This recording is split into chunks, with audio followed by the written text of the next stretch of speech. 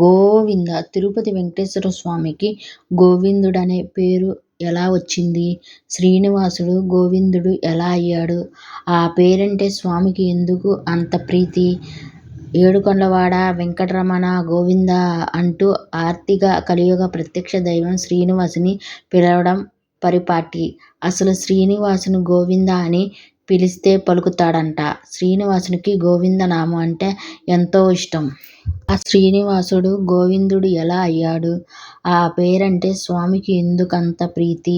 అనే ఆసక్తికరమైన విషయాలు ఈ కథనంలో తెలుసుకుందాం. మనకి వచ్చిన వైకుంఠుడు తిరుమల మహిమను వివరించే వెంకటాచల మహిమాత్మంలో శ్రీనివాసునికి గోవిందుడు పేరు ఎందుకు వచ్చిందో వివరించాడు ఉంది. వైకుంఠం నుంచి అలిగి భూలోకానికి వచ్చిన శ్రీ మహాలక్ష్మీదేవిని ఎతికి ప్రయాణంలో శ్రీమన్నారాయణుడు కూడా వైకుంఠాన్ని విడి భూలోకానికి చేరుకుంటాడు. భూమిపై అడుగుపెట్టిన వెంటనే నారాయణునికి మానవులకు సహజమైన ఆకలి, దాహం వంటి లక్షణాలు కలిగి ఉంటాయి.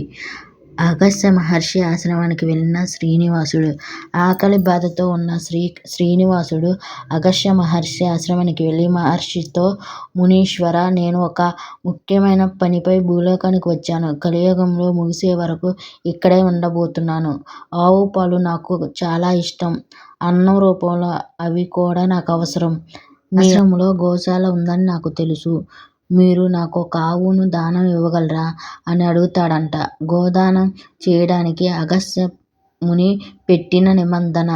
శ్రీనివాసుని మాటలకు అగస్త్య మహర్షి చిరునవ్వుతో స్వామికి నమస్కరించి, స్వామి, మీరు శ్రీనివాసుడు రూపంలో భూమిపై అవతరించి శ్రీ మహావిష్ణువు అని నాకు తెలుసు. సాక్షాత్ నారాయణుడే ఆశ్రమానికి రావడం నాకు చాలా ఆనందంగా ఉంది. అలాగే మీరు భక్తిని పరీక్షించాలనుకుని ఇలా వచ్చారో కూడా తెలుసు. స్వామి, నా గోశాలలోని ఆవును మీకు దానంగా ఇవ్వాలంటే మీరు ధర్మపత్ని శ్రీ మహాలక్ష్మితో కలిసి నా ఆశ్రమానికి వచ్చి ఆవుని అడిగితే తప్పకుండా నేను దానం చేస్తాను అన్నారు అగస్త్య మునివారు. పద్మావతి శ్రీనివాసుని వివాహం. అగస్త్య ముని మాటలకు శ్రీనివాసుడు నవ్వుతూ, మునివర, మీరు చెప్పినట్లు నేను వివాహం చేసుకుని సతీ సమేతంగా తిరిగి వస్తాను అని చెప్పి అక్కడి నుంచి వెళ్ళిపోయాడు. ఆపై శ్రీనివాసుడు పద్మావతి అమ్మవారిని వివాహం చేసుకుంటారు. పద్మావతితో కలిసి అగస్త్య మహర్షి ఆశ్రమానికి శ్రీనివాసుడు. వివాహం తర్వాత శ్రీనివాసుడు పద్మావతి దేవితో కలిసి మళ్ళీ అగస్త్య మహర్షి ఆశ్రమానికి వచ్చారు. కానీ ఆ సమయంలో మహర్షి ఆశ్రమంలో లేరు. అప్పుడు మహర్షి శిష్యులు శ్రీనివాసుని చూసి, మీరు ఎవరు? మీకు ఏమి కావాలి? ఏ విధంగా సహాయం చేయగలం అని ప్రశ్నించారు. గోదానం కోరిన శ్రీనివాసుడు.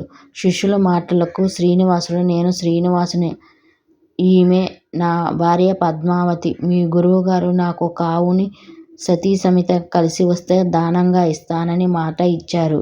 అందుకే వచ్చాను అని చెప్తాడు. గోదానం చేయడానికి నిరాకరించిన శిష్యులు. శ్రీనివాసుతో శిష్యులు వినయంగా, మా గురువు గారు ఇప్పుడు ఆశ్రమంలో లేరు, మీరు తర్వాత రండి అని చెప్తారు. కానీ శ్రీనివాసుడు నవ్వుతూ, మీరు చెప్పింది సహజమే, కానీ నేను జగత్తును సంరక్షించే పాలకుణ్ణి. నేను చెప్తున్నాను సత్యమే.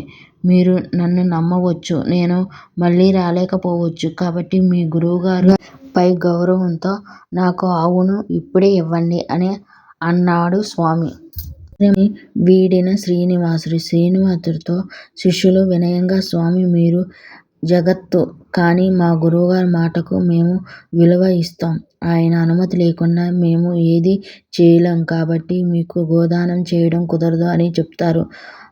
అప్పుడు శ్రీనివాసుడు నవ్వుతూ, మీ గురువుగారుకు నేను గౌరవం ఇచ్చాను. ఆయనకు చెప్పండి నేను నా భార్యతో కలిసి వచ్చానని చెప్పి అక్కడి నుంచి స్వామి వెళ్ళిపోతాడు. అగస్త్య మహర్షి విచారం. కాసేపటికి అగస్త్య మహర్షి ఆశ్రమానికి తిరిగి వచ్చారు. ఈ విషయం తెలిసి విచారంతో నారాయణుడు లక్ష్మీదేవితో కలిసి నా ఆశ్రమానికి వచ్చారు. కానీ సమయానికి నేను ఆశ్రమం లేకపోవడంతో నా దురదృష్టం. ఇదేమి అయినా స్వామిని కలవాలి, ఆవును ఎలాగైనా ఇవ్వాలి అని అగస్త్య వెంటనే గోశాలకు వెళ్ళి ఒక మేలు జాతి ఆవు తీసుకుని శ్రీనివాసుడు పద్మావతి వెళ్ళిన దిశగా పరుగులు తీస్తాడు. ఇలా వచ్చింది గోవిందనామం. ఆవును తీసుకుని బయలుదేరిన అగస్త్యునికి కొంత దూరంలో కనిపించిన పద్మావతి శ్రీనివాసులను చూసి వెనక నుంచి గోవు ఇదిగో అని పిలవసాగాడు. వ్యవహారిక తెలుగులో గోవు అంటే ఆవు, ఇందా అంటే తీసుకోండి అని అర్థం. అగస్త్యముని స్వామి గోవిందా, స్వామి ఇదిగో అని పలుసార్లు పిలిచాడు. భగవంతుని లీల. ఆశ్చర్యంగా ఆ పిలుపు భగవంతుని లీలతో మారిపోయింది. స్వామి గోవు ఇదిగో అంటూ ఏకధాటిగా 108 పిలవడం వల్ల గోవు అనే పదాలు గోవిందగా మారిపోయాయి. అప్పుడు శ్రీనివాసుడు తిరిగి వచ్చి ఆవును స్వీకరించి అగస్త్యమునీశ్వరుతో, తెలియకపోయినా నువ్వు నాకు అత్యంత ప్రీతిపాత్రమైన గోవింద అనే నామాన్ని 108 ఉచ్చరించావు. ఈ పిలుపు కలియుగం ఉన్నంత వరకు భూలోకంలో నాకు అత్యంత ప్రియమైన నామంగా నిలిచిపోతుంది.